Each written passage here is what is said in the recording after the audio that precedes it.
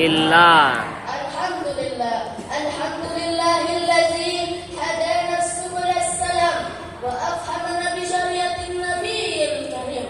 Allahumma salli wa sallim wa barik ala sayyidina Muhammadin wa ala alihi wa ashabihi wa tabi'in bi ihsanin ila yaumiddin. Amma ba'd. Alhamdulillah, summa alhamdulillah. Tak ada kata yang pantas keluar dari lisan seorang hamba kecuali kata alhamdulillah. Kata puja kepada Allah, kata puji kepada Allah Subhanahu wa taala atas segala nikmat yang Allah berikan kepada kita tanpa memandang bulu. Yang kaya dikasih, yang miskin dikasih, yang baik dikasih, yang jahat dikasih, yang salat dikasih, yang tidak salat dikasih, maupun yang berpuasa dikasih, maupun yang tidak berpuasa masih diberikan nikmat oleh Allah Subhanahu wa taala. Ini menandakan begitu besarnya kasih sayang Allah kepada kita, begitu besarnya rasa cinta Allah Subhanahu wa taala kepada kita, sehingga Dia memberikan nikmatnya tidak memandang semua rata. Oleh karena itu, saya mengajak Bapak dan Ibu sekalian untuk selalu bersyukur kepada Allah Subhanahu wa taala dengan cara melaksanakan segala perintahnya dan menjauhi segala larangannya. Salawat bertangkaikan salam, bertangkaikan cinta, bertangkaikan kasih sayang, bertangkaikan rindu kepada insan yang satu tetes darahnya dapat membolak-balikkan kota Qoib, kepada insan yang di ujung hayatnya masih memikirkan umatnya. Siapa lagi kalau bukan Habibana wa Nabiyana Rasulullah sallallahu alaihi wasallam. Rasulullah sallallahu alaihi wasallam pernah bersabda, "Inna awwalan nasi yaumal qiyamati aktsaruhum alayya salat." Orang yang paling dekat denganku, kata Rasulullah, aktsaruhum alayya salat. Orang yang paling banyak bersalawat kepadaku. Subhanallah, bagaimana perasaan kita duduk berdekatan Haifah Taslim, Haifah Anwar Hafid, duduk berdampingan Haifah Joko Widodo. Pasti langsung Pak, iya Pak, apa yang bisa dibantu Pak? Sama presiden saja kita sopan. Tapi kenapa saya mengajak orang di luar sana untuk bersalawat, mereka cuma diam montongnya, membengek, tidak tahu apa yang mau dibikin. Nauzubillah min dzalik. Oleh karena itu, sebentar lagi saya akan mengajak bersalawat. Saya doakan bagi bapak-bapak yang tidak bersalawat, saya doakan istrinya kami lagi. Bagi ibu-ibu yang tidak bersalawat, saya doakan suaminya kami lagi.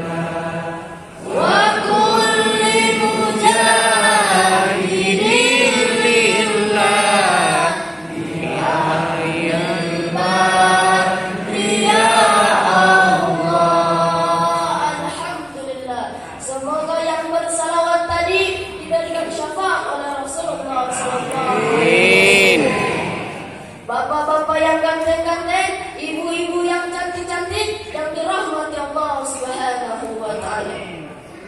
Berdirinya saya di sini bukan untuk menceramai Bapak Ibu sekalian, tapi berdirinya saya di sini untuk melatih mental saya berbicara di depan orang banyak. Izin, pada malam yang penuh dengan keberkahan ini, pada malam yang penuh dengan kemuliaan ini, singkatlah saya menyampaikan satu tausiah yang berjudul Adab Berpuasa menurut Imam Al-Ghazali.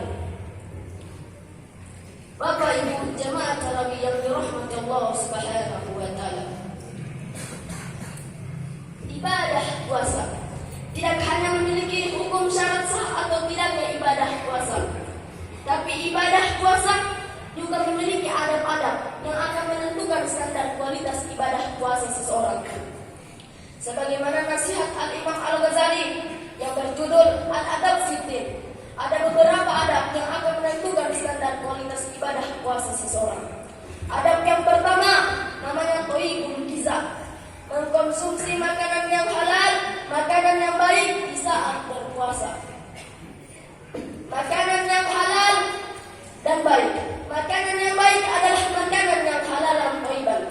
Makanan yang halal dan baik tidak harus mahal-mahal, tidak harus mewah-mewah, tidak harus istimewa.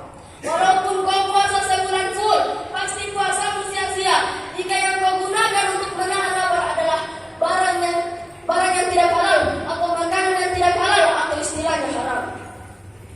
Adab yang kedua namanya watarqal mira'i, menghindari perselisihan.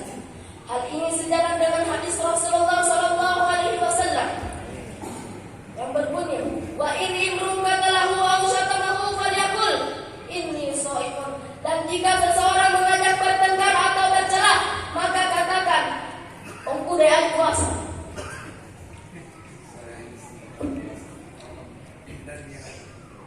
Maka hadis tadi mengajarkan kita, puasa bukan hanya menahan dahaga, menahan lapar, tapi puasa juga menahan apa?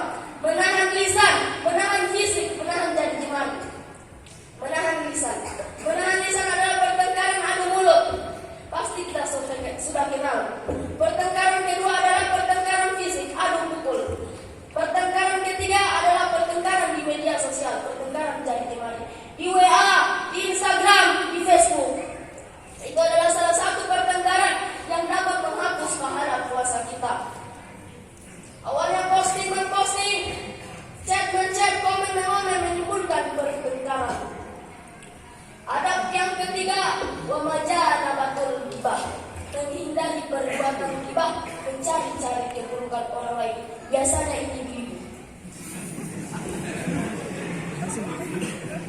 Menceritakan kejelekan orang lain di luar bulan Ramadan saja tidak baik, apalagi di saat bulan Ramadan, tentu dosanya lebih besar dan dapat menghapus pahala puasa kita.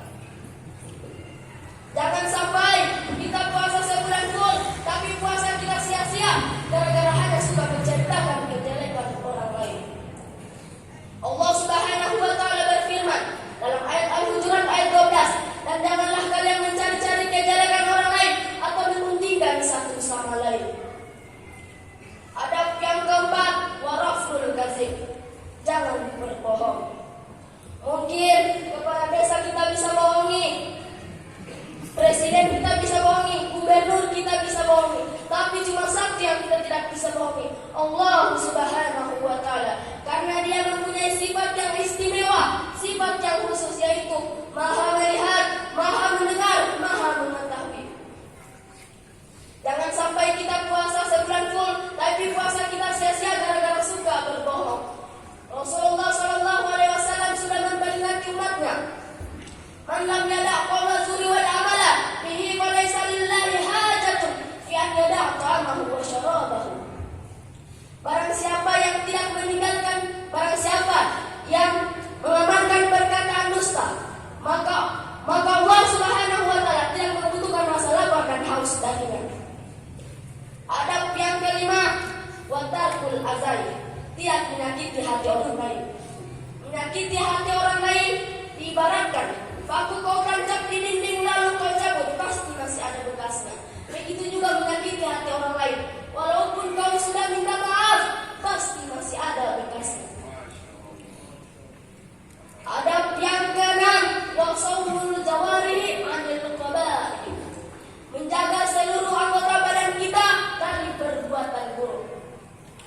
Di bulan Ramadan yang penuh dengan keberkahan ini, yang penuh dengan kemuliaan ini, hendaklah kita menjaga diri kita dari perbuatan maksiat, dari perbuatan-perbuatan yang dapat membuat puasamu sia-sia.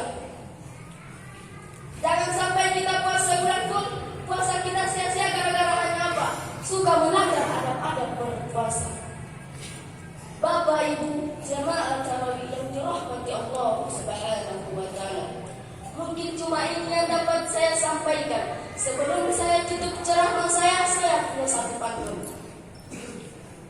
Ada jarum dan bata, jangan disimpan di dalam hati. Kalau ada kata-kata yang salah, jangan disimpan di dalam hati. Karena saya seorang santri yang belum mempunyai istri. Unsur mankola, wa ila tanzur ila mankola. Jangan lihat siapa yang menyampaikan, tapi dengarkan apa yang disampaikan. Allahu musta'an. Wassalamualaikum warahmatullahi wabarakatuh. Waalaikumsalam warahmatullahi wabarakatuh.